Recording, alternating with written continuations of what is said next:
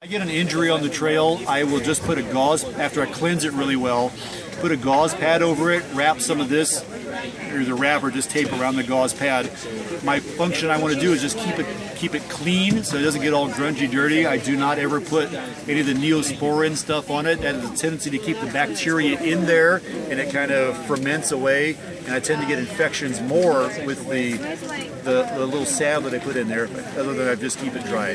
So find yourself some little 2x2 pads or gauze or something and use this and the gauze pads as your primary injury protection. A couple of Band-Aids are fine. I don't have an issue at all with that. This doesn't really have a purpose. Same thing, yeah, it's another emergency blanket. Yeah. The striker for the matches. I guess that's going to have to go with the matches. Band-Aids, get rid of the antibiotic. Patches. I'm not even carrying my inflatable. Yeah, I was going to ask, why do you have that? So we can get rid of the Band-Aid there. So we saved a little bit of weight, not tremendously on that, but a few. I'm going to put your emergency kit, I think, in with your first aid. There's no reason not to combine them, I think.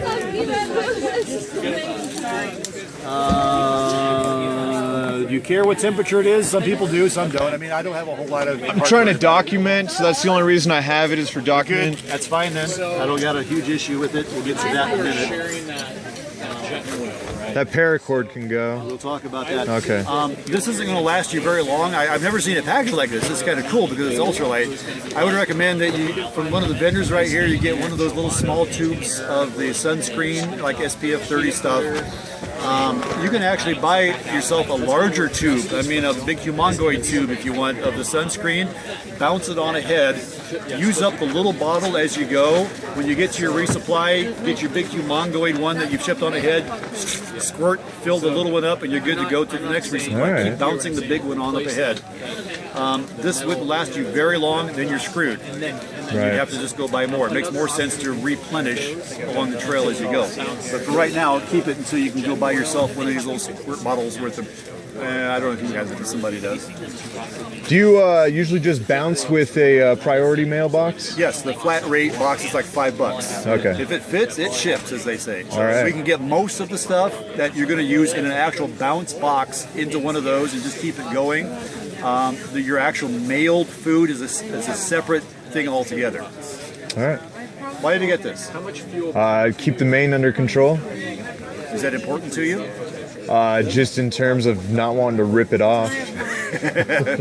Beyond that, no. Okay, it's up to you. I mean, this is significant weight. If you can think of a different way to keep it under control, you can do it. A comb, maybe anything to lose some weight.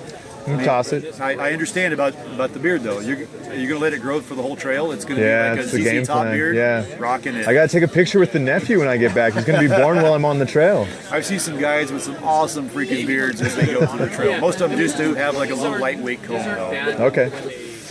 Some don't even monkey with it at all. But they always have it. Okay. Do you have any means? I do have a lighter. My knife I have for that. Okay. I'm going to recommend that you don't use this. I used to carry one of these along as an emergency, as a backup. What I found out from years and years that I never, ever, ever used it for an emergency survival situation.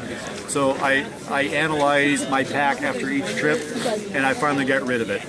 My primary lighting source is a lighter now, and I'll have a few matches just like you have here as a backup. So find yourself just a little lighter. That's what 99% of the guys are carrying on the trail now. All right. And what is this? Blisters. For blisters. There's all kinds of different ways to handle the blisters. What I do is get just a little tube of, I think it's Vaseline lip balm. They're very small. They're only like this. And on blister-prone areas, I'll use that and cover it, like pre-treat my blister-prone areas with that and duct tape or other things that you can use. Leuko tape is the primary one I use now. Leuko tape. You can get it at most drugstores. It really sticks well. Heck, it'll stick 4 or 5 days, where duct tape will be off your feet in a few hours. Do you wait for the Vaseline to dry off your foot before you stick on the tape? No, it'll stick pretty much on Really? anything. Okay. You don't put gobs of Vaseline on. Right. It'll work for the timing. Vaseline stuff will. So out here, if you can find a little tube of this of the Vaseline, heck, even a regular lip balm will do in a pinch. If you start to get a hot spot. But this is a lot of weight to carry for just the possibility of having a blister. I think it's too much weight for that. With our lightweight trail runner shoes, as long as we're airing out our feet during the daytime at rest breaks, changing socks religiously at every day, well, at least once a day at a minimum, you shouldn't have too many blister problems, so long as your feet are toughened up a little bit. Right. Everybody will get blisters if you have the combination of heat, friction, and moisture on your feet. That's what causes the blisters. With these very ventilated shoes, those are minimalized. Another thing that minimalizes is your dirty girl gaiters right here. Keeping the crud out of your shoes is primary in keeping the blisters away. So this will work wonders. Right? This is exactly what I use in the trail. So absolutely keep those. You already got your shoes set up for those? Yes. Okay, outstanding. Yeah. Well, Rain took off the Velcro. Oh yeah, you got Velcro on that one, but not on that one. Yeah.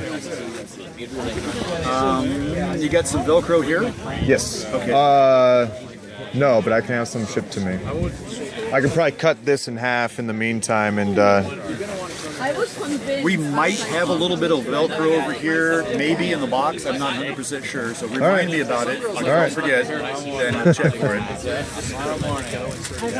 So you're going to put your batteries. 3 of these little AAAs are not too bad. It's for that. What was it for? For that, okay. In your emergency kits, what's here? compass, Compass?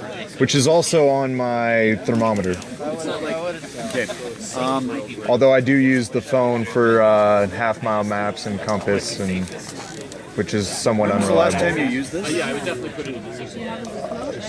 This before I came out here about a month ago. Okay.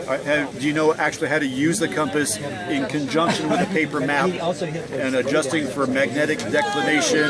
Yeah, what is it? 12 degrees to the east. Well, in Washington, it's 18 degrees. I don't know what it is here. You have to figure that one out. It's on the maps, right? The bottom right corner of the half-mile maps. I don't know if his actually say that or not. It's something to consider. I mean, if you don't know how to use something, don't take it along. Right. And that usually, from my perspective, is with ice axes. Everybody wants to take an ice axe when they go up in the Sierras. If you haven't been trained in the use of an ice axe, it will kill you. Yeah. You lose control of it once, you will be impaled with it. I've had people stab themselves in the legs more times than I care to count.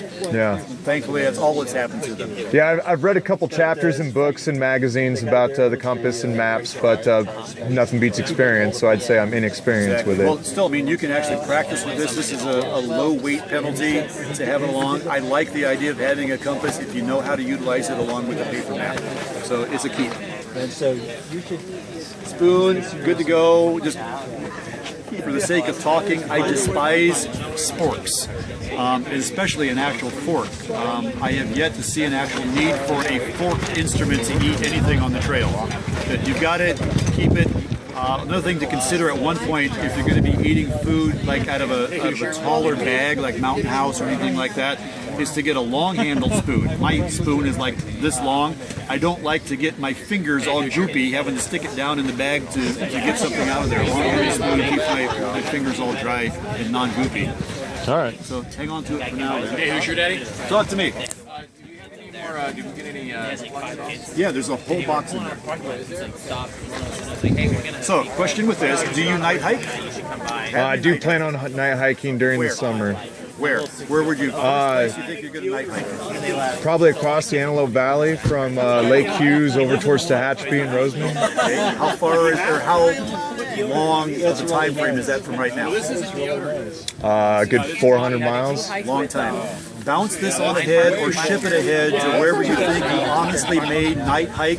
Use it for night hiking. In the meantime, we really need a light, probably around the campground at night, or for the rare emergency, I'm using the word loosely, emergency time that You would go a little bit longer in the evening before you could actually find a place to camp. And this phone has a hell of a light on it. Except it uses a lot of battery juice to do it though. True. Also. A recommendation I have is getting a photon light. Princeton Tech also is a brand name, but it's essentially called a photon light. A little tiny thing that just barely is that big.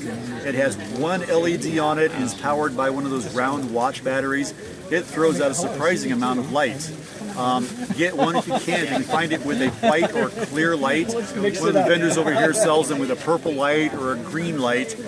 It works, but it's not optimal. It doesn't throw out that much light as compared to a white or a clear. But it is more than enough light for anything you're going to use before you actually consider night hiking. Okay. So this is going to save you 6 ounces. All right, all right. Another book, this is your guide. You can probably do the same thing with it as we talked before. It looks like you have been actually ripping out some specific pages. And this is the town-to-town guide of the entire PCT. hike. Yeah. Rip out the pages of your distance that you're in right now, from point A to wherever your next resupply would be.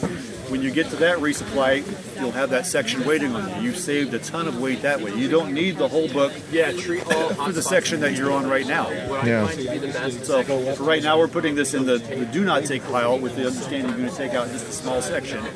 You got to determine where your next resupply is going to be, that you can pick up the next point of it. All right. Do that planning for that. And what do we got inside here? Electronics. Okay. This bag is wet.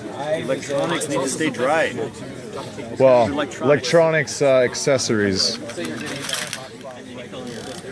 Okay, I see what you're talking about. So what do you need, if this is going to be your primary camera and phone or whatever, what do you need to charge that's right here? And what can we get rid of? Option. This is for the GoPro. Lightweight, no big deal right there. Okay, so these are the necessities. This is option, what part It's is a this? tripod. It just sits in there. Okay. You tell me, because this is your hike, do you think you'd honestly use this? Or is this maybe just kind of a cool gadget to have? I could do that. I could lean it against a rock or something. Exactly. A lot of guys do that, prop a couple of rocks up, the Y of a tree or something like that. Right. Guys do carry this on the trail once in a while, but they kind of consider themselves more of a pro, or I'm using that word lightly. Filmmaker. A filmmaker. They really do want to document the entire trail. If that's what you're doing, I think you should carry it though. I really would love to document it as much as possible, get some cool angles. Absolutely, keep it there. And that goes with it? Correct. Okay. And I guess it's not going to matter. This is going to be inside your pack. This will dry out. The only reason I had it in a stuff sack is because with filming, I want to be able to get to my stuff as soon as possible. I don't want to spend 30 minutes trying to get my camera to catch some action that's happening now. Okay, then it probably shouldn't be buried inside your pack. It should be on an external pocket. It's probably going to be more susceptible to being wet. So we need to find a baggie to put it in, but I don't think the baggies that I have here are going to be large enough for all that. So you need to find like a quart size, or maybe even gallon size for everything. I mean, I'm pretty sure Yeah, it's a pretty big phone. Yeah. I mean, some of this will fit and it'll be a start, but this can be a reminder to you to get bigger baggies. Yeah, I got some freezer baggies I can have shipped to me. Yeah, that would be all right, I think. I don't even think that's going to fit inside there. No, it won't. 50 people in the newsroom. Those were great. I remember going to see my grandmother. Okay, these are a keep. And The big bullpen on the desk. They had the editors actually see bear spray? Yes, which I'm not going to need until Kennedy. Exactly. So you can bounce it on ahead or mail it on ahead. What's inside here? Toiletries. You gotta like it. I'm going to put that in with your emergency supply here. Good size. I like it. You've already cut off your toothbrush. I tried. I really tried. I know what those are. Those are great to have. Athlete's foot. Just in case. It's a small enough one that I don't have a problem with it. Earplugs rock. I use those every night and helps me with the sleep. Here's your iodine. No. You're going to go off and get yourself some of the chlorine dioxide tablets. The Carmex lip balm, absolutely. This is what you could. This is actually what I was talking about that you can put on top of a cut, or I'm sorry, a blister, and then tape over the top of it. So this is kind of a dual-use thing. This is probably something you don't need down inside your emergency or first aid. Have it someplace accessible. Use it several times during the day. Exactly. But for right now, we'll just put it here, and you can get to that later on. It's a little weenie whistle. It's a gimmick. Forget about it. You also need that little bag that went with it. Extra moleskin, we've already got that covered. The 550 paracord, a lot of guys are coming up with this. There's nothing on the trail that weighs 550 pounds that we need to worry about here. I like the idea of cordage. What I use on the trail is Mason's line, stuff you get like at Home Depot. I like the bright colors, either orange or yellow or something like that. Mason's line is for contractors what they use. Picture, you know what a plumb bob is to show center. It's the string that actually hangs onto the plumb bob. It's really lightweight. It's really strong. It's not 550 pounds, but we don't need that. Right. You can still use it if you have to hang your food bag at night. You know, using the PCT hang method when you're not in an area that requires a bear canister. It just has a myriad of uses. It's good to have. You don't need 50 feet of emergency line. 10, 15 feet is more than enough. You can cut it to length and use it as needed then. I just had a thought about doing that that totally escaped me now, so hopefully it wasn't too important. We're through most of the stuff here. Let's talk about food. And I think you're going to know where I'm going to be going on food right here. Pack just the amount of food that you need between point A and your next resupply, wherever that may be. And it's going to be up to you to determine what food you would honestly eat. Most hikers will eat between 1 3/4 and about 2 pounds of food per day. Especially when we're first starting the trail, we don't really have an appetite yet that you hear about. You will develop an appetite later on. You're going to be ravenous, and 2 pounds of food isn't even going to be enough. But that's going to be too much weight for you to carry. The reason that we're not really that hungry at first is because our body is going into our existing fat stores because we're not in shape yet for the trail. Right. The body's going out and sucking our fat out. We're going to lose more weight initially on the trail than we will later on. We're going to be lean after 500 miles. But right now you're going to be sucking all that little baby fat you got in there out. So don't carry an excess of food right now. You'll want to carry an excess food later on, but you're going to have to restrain yourself because it'll be too much weight. So I want to go easy for the beginning of the hike, and I figured Mount Laguna, maybe a 10-mile average on the way up there before I resupply again. So excellent. I was going to ask you about how many miles you do a day, and I want to encourage everybody that I talk to, unless you're already in hiker shape when you start this trail, please do not try to keep up with the rabbits out there that are already doing 20-mile days. You will injure yourself. You'll be off the trail, and you'll be pissed off the rest of your damn life if you didn't complete it. 10 miles, 15 miles should be the absolute maximum anyone should start this trail unless you're already in hiker shape. Keep that average. Restrain yourself the first 300 miles minimum. You'll have a much higher chance of actually completing the trail if you do that. all right. Getting back to food then, what I want you to do, and I'll film you doing it if you want, your next realistic opportunity at resupplying is Mount Laguna Store. That's about 25-ish miles away from here. Couple of days probably. You can probably do that in 2 days. I want you to plan out what you want to eat in that 2 days. If that includes breakfast, lunch, and dinner, and snacks, you do that. But from the food you've got here, and what you might want to buy here before you go, I want you just to carry 2 days worth of food. All right. From that point on, you need to plan out between Mount Laguna Store and where your next resupply is going to be, and probably that's Julian. And then after Julian, you need to plan out between there and Warner Springs. So this requires a lot of planning. Yeah. Unfortunately, I wouldn't want this full pack. Good, break it up. So, all right, I'll say... And I don't know if these little baggies are going to do it. You're probably going to have to fold. Here, I'll give you a few of these. And after about 2 days on the trail, those will start breaking down and looking like they are right there. But you can still eat them. They may not make the best wrap in the world, but still edible. In addition to also being take that.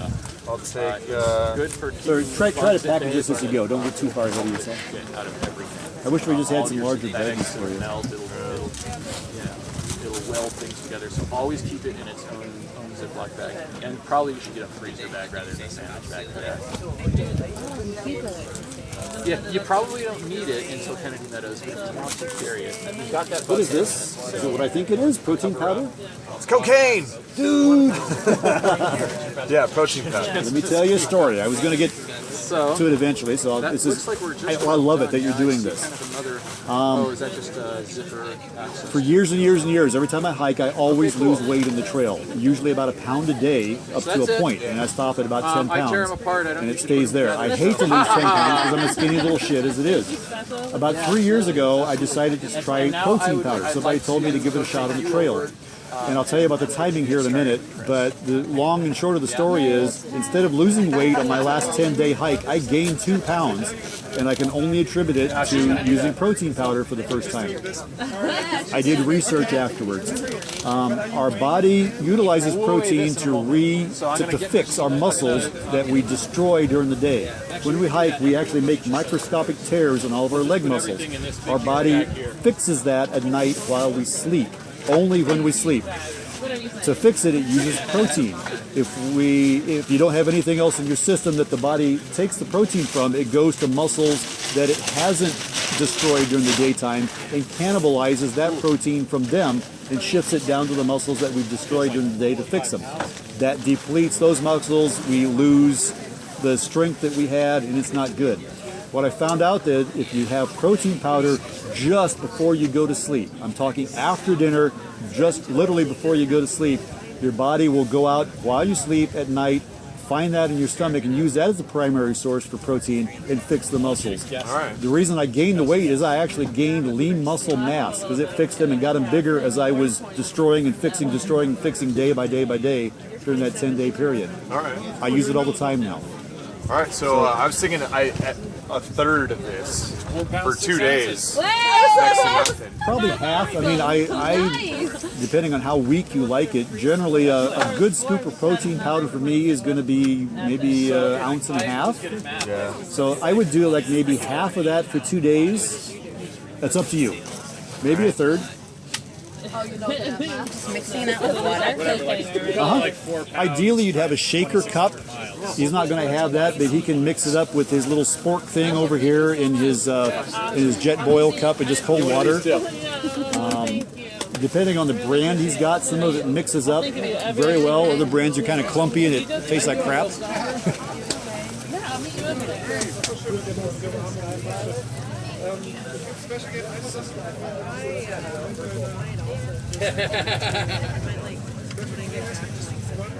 But yeah, we're planning for 2 days worth of food here.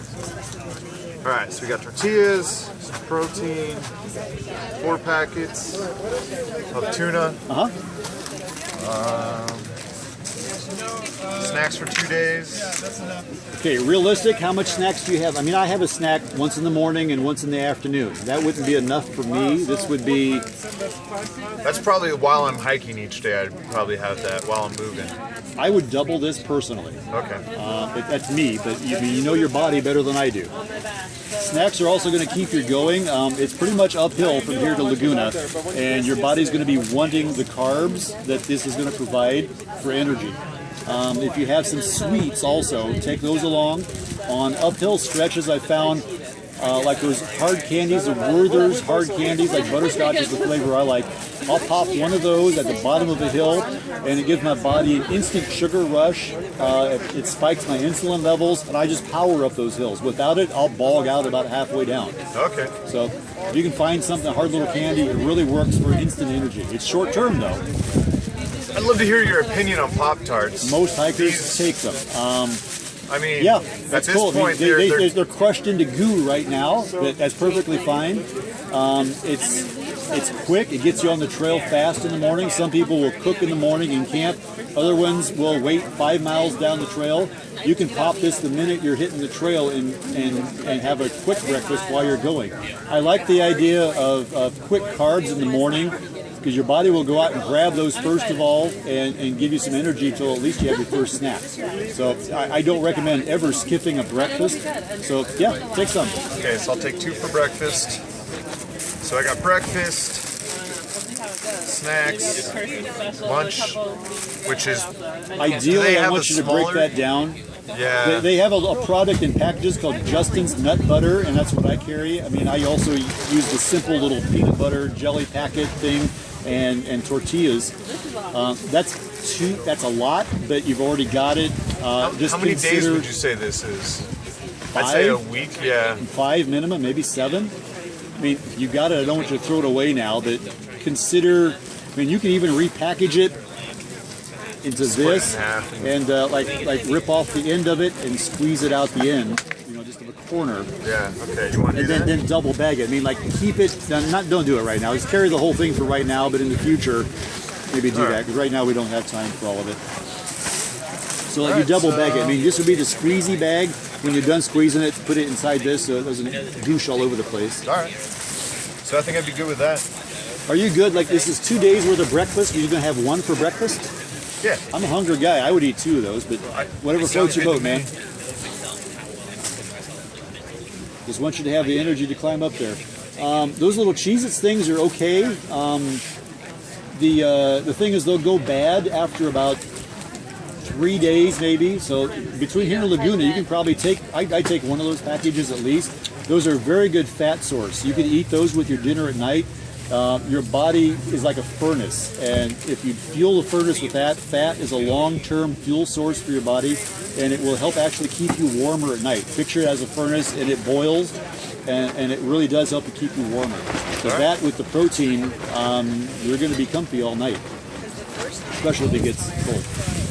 Protein, you need to have some kind of protein source. Were these going to be more for lunch or more for dinner? Dinner.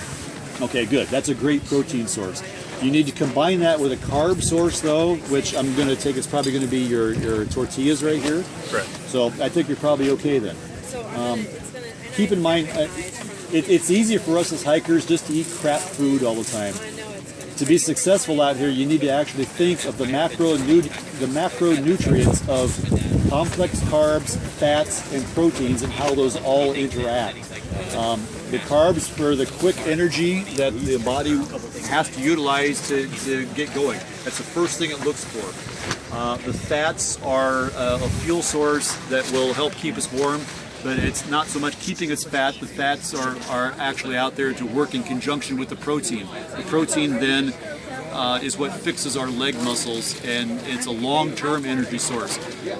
It will help keep us more, the fats keep us satiated, keeps us feeling fuller longer than the carbs will, because the body's utilizing those carbs right away. Utilize all 3 of them wisely and you go a lot further. Okay. All right. Good. So I'm getting my carbs with my tortilla, and then my protein with the tuna. Fats with the cheeses. You've got the quick sugars with this to power you up some hills. And I think that's a decent combination. I mean, it's not an ideal meal, but honestly, this is what most hikers generally will do, and it's the nature of the beast. There's no way in hell that we can possibly carry as much food as our body needs, because we'll burn 5,000 to 6,000 calories. If you're doing 20, 30 miles a day, easy, 6,000 calories. We just can't carry that amount of food. So we need to be wise about the food that we carry. You're a little bit depleted here in something that can add some more calories to us. You're going to be skinnier after a month than you are right now. Yeah. The most caloric dense food that we can possibly take with us, that's realistic to take with us right now, is olive oil. So find yourself olive oil like at the Laguna store, double or even triple packages so it doesn't leak all over the place.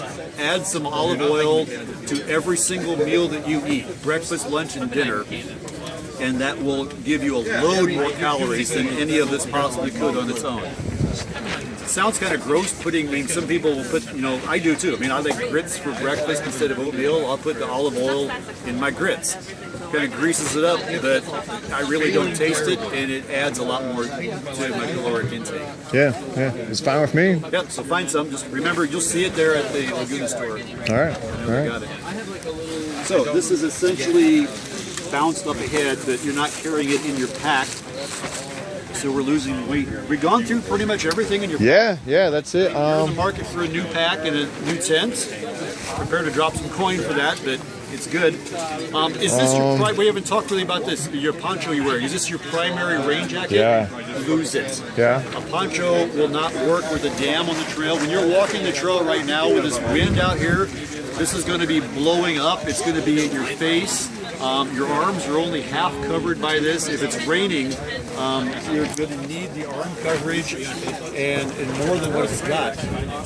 And the reason part of it was having you're covering your pack with it also. You're not needing that now because you've got your pack lying with the garbage bag that's going to be right. So invest in some kind of rain gear. I've got an expensive rain gear here. One of the things that I do use on the trail, and you have to be careful with this because it rips some things, but it's something like frog togs or dry ducks. It's a paperish recycled material that breathes extremely well. That's very important to be on the trail. I mean, this I'll sweat like a pig, even though it's still got kid zips on it. This paperish material breathes so well that I can actually feel this breeze that's going on right now through it. But absolutely waterproof. I've never gotten wet with these things. But it's such a lightweight material, if you're walking through brush, heavier brush on the trail, it will snag and it will rip. You can patch it up real quick with duct tape. The cool thing about it, they're only $15. That's the retail marketable value. I'm sure they might be more expensive if you find them around here.